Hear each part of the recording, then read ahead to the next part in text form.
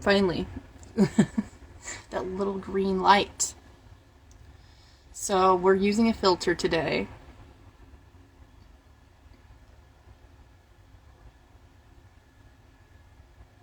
It doesn't contour my face a lot. This is my face. Generally, it's just got better skin right now. I would have put makeup on by now, probably.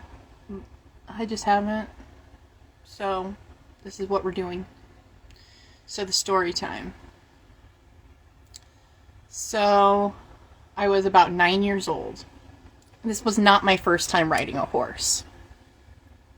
But, you know, it wound up being my last. But I had this friend that I had known. I met her in school during some of the times that I was actually in a school. I had known her for a while, probably since second grade, but then we became really close in fourth grade. So that's the age I was. I was around 9 years old, and she had her birthday party. She was, I remember, I'm pretty sure her birthday was, I want to say September 28th. It would be weird if I was right. I've always had, if somebody makes it to that point in my heart where I memorize your birthday, it doesn't leave. But I don't even know why we stopped being friends. I think we just drifted apart because I was homeschooling, basically. But anyways, so she had a birthday party, and it was a sleepover birthday party where her mom brought the horses, and we went to a park where it was cool to camp, and, you know, absolutely legal to have the horses. I'm drinking my raw cacao chocolate soup. If you know, you know.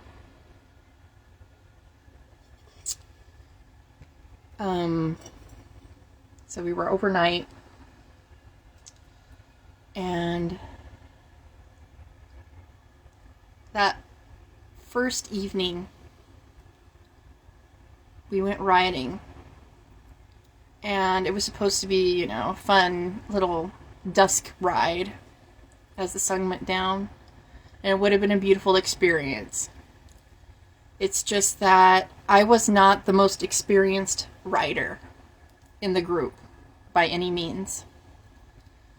And they put me on the partially blind, still youthful horse that wasn't quite grown up. And they also put me on an English saddle. I don't know what's going on with my voice lately. I think I'm threatening to, I might be losing my voice. I'm not sure. I've just had this really weird, like, throat chakra problem. It's not necessarily, I don't feel stuffy or anything. I've been doing lymphatic massages, but I just feel catchy, and it's like on my vocal cords. So, I've been drinking a lot of Mullein tea, and if I smoke anything, I put Mullein in the smoke as well. So,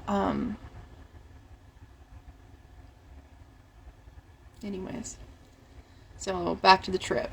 So I was on an English saddle, and if you know what those look like, Western saddles are what you typically think of when you think of a saddle. It has a shoehorn on front, and it's got all the nice, like, bags on the sides, or whatever bulkiness you think of when you normally come into your mind with a saddle. An English saddle doesn't have any of that. It doesn't have much to hold on to whatsoever. So it's generally for people who are a little bit more trained. So I kind of had one of those. I wonder if I could go back and look at the transits, what was going on that day. I just maybe got to do a little sleuthing to see what her birthday was.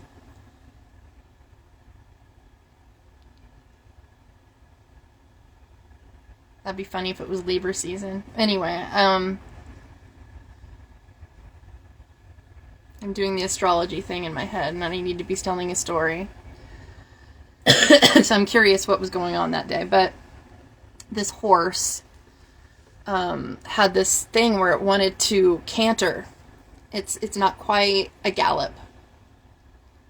And it's not walking. You know, it's like... You know, a gallop is... This is a...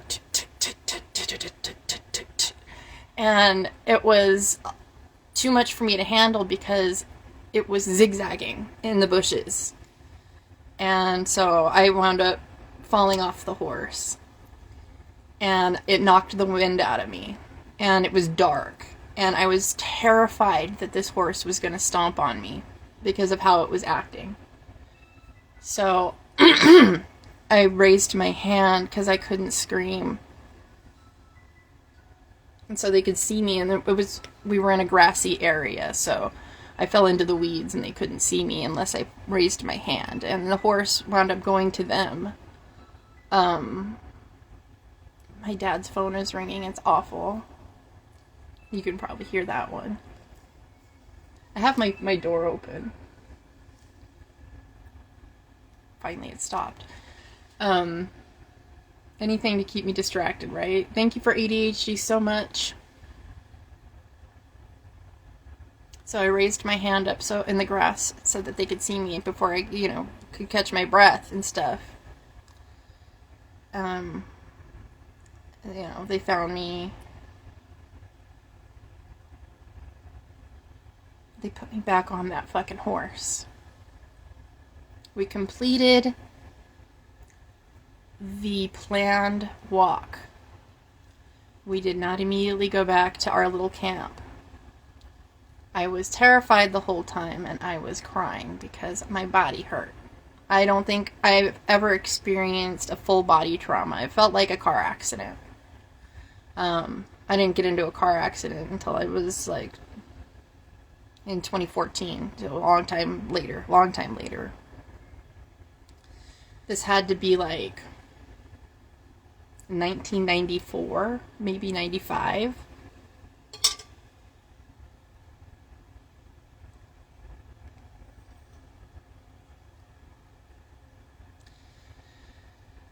So that evening, I remember laying in the bunk with all the rest of the girls, and I was just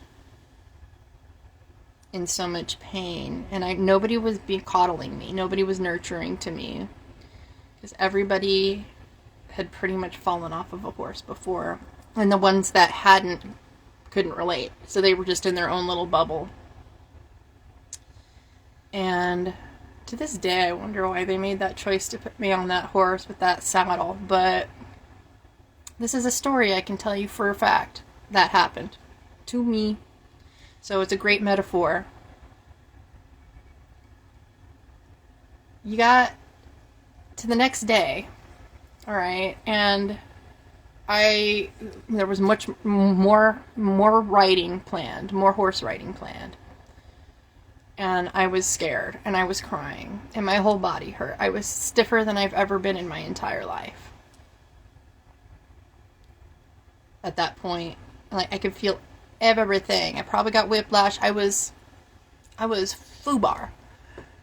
And we groomed those horses. I remember grooming those horses, which got my body warmed up. And I remember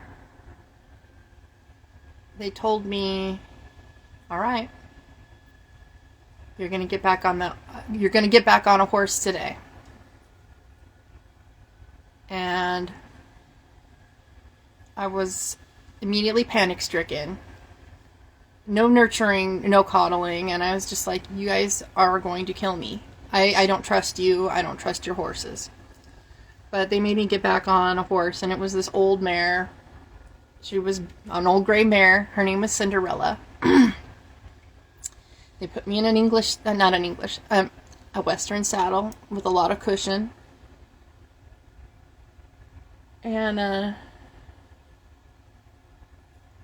I just couldn't understand why they were doing this to me, and they made me do laps on that horse. And she tried to run a little bit, and I remember the shocks going up my spine of pain, just all the way up my spine.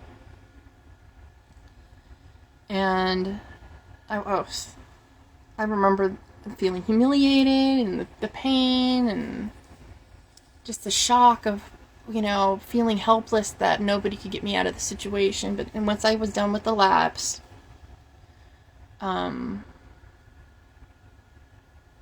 it was over, and she sat me down after that. We washed up, and maybe we groomed the horses after the run, because you can't put up a sweaty horse. So maybe I'm remembering a little bit differently. Maybe I didn't have a warm-up, but I definitely remember grooming the horses at one point that day. And I did enjoy that part. But after the grooming of the horses, we had cake, which I remember because she bought angel food cake. And it was the first time I've ever had angel food cake, but we didn't have any toppings, no frosting, no anything. And she forgot to bring cutlery, bowls, or anything else to go with it. So as kids, we got to take handfuls of angel food cake and eat it at will, and it was kind of fun and destructive. We loved that.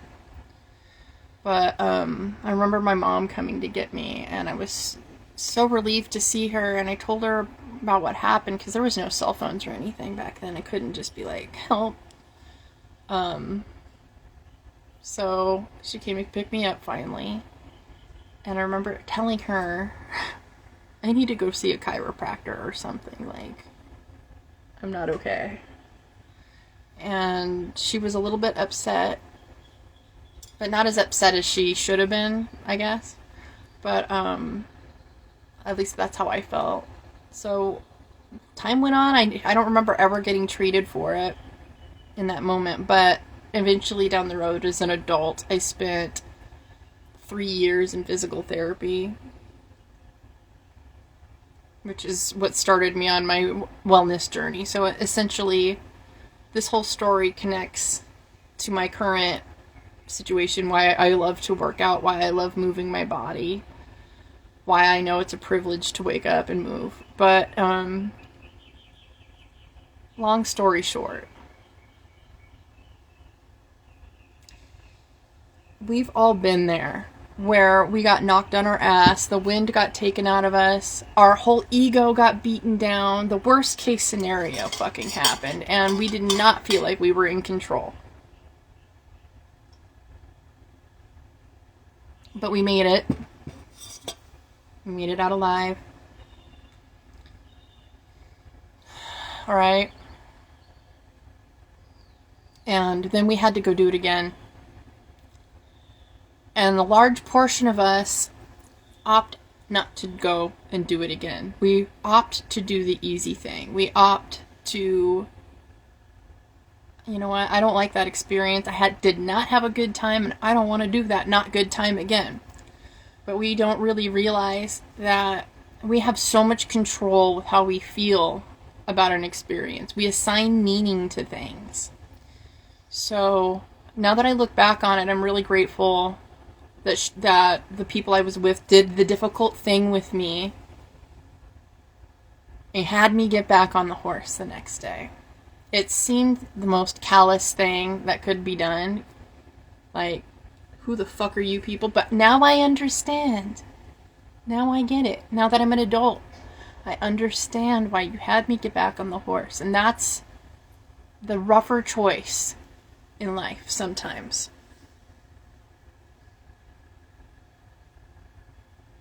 Get back on that fucking horse. That's the true meaning of it. Your body hurts. The wind got taken out of you. You feel at the bottom. You don't even know how you're going to summon the next breath.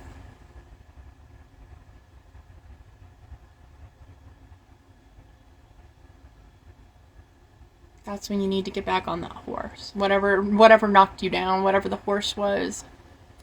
Maybe you had a streak of journaling, or a streak of posting content, or a streak of brushing your teeth, or a streak of not drinking, or a streak of not eating fried foods, or whatever your thing is. And perhaps you broke the streak. You know what I'm going to say. Always get back up on that horse. Always get back up on that fucking horse. The grit and tenacity that I learned that day was one of the most... Honestly, as much as that experience humbled me, I was really glad to be humbled. So, that's all I gotta say, man. I think I made a really good point, and I took too long to make it, but too long didn't read. It's just your ego. If it's a little bruised, get back on the fucking horse. If it's your body, check your vitals, Don't neglect your body. If you're in control of being able to get yourself into some sort of therapy right after an accident, I would do physical therapy over going straight into surgery any day, unless something's absolutely triage, like really emergency, compounded, whatever. But I really do believe in physical therapy and avoiding most surgeries if you can. So it's just case by case. Anyways, take care of yourself is what I'm saying. But get back on the fucking horse. Don't coddle yourself to the point that you don't learn your lesson. But also learn your lesson and don't stay in that trauma for longer than necessary. To this day, I might remember all of that and then be afraid to be even near a horse. But I'm not, because I've consciously made a decision to stay curious. And not every horse has the same temperament. Not every predicament is going to be the same. But, me either. I'm not the same person I was that day. By any means. My body's regenerated millions. Maybe hundreds of times over by now. Since the 90s. My brain has too. You can't stay in that stuck mode. Or you can try, but you're not going to be happy. You're going to not thrive. So, you got a choice. What day is it today? Oh, it's Saturday. Usually I work on Saturday, but I'm all not working today, so my brain went, have a succulent, sensual Saturday. But get back up on that fucking horse. Nurture yourself back into that position where you're back up on that horse. But whatever your streak is that you broke won't matter nearly as much as the feelings you get of satisfaction from getting back on it and staying there. That's that. Okay. If anybody watches till the end of this, I love you guys. I appreciate your time and energy. Hopefully my little stories are enriching and you can relate on some visceral level. So, that's my hope. I hope this brings a little bit of brightness to your day. Love you guys.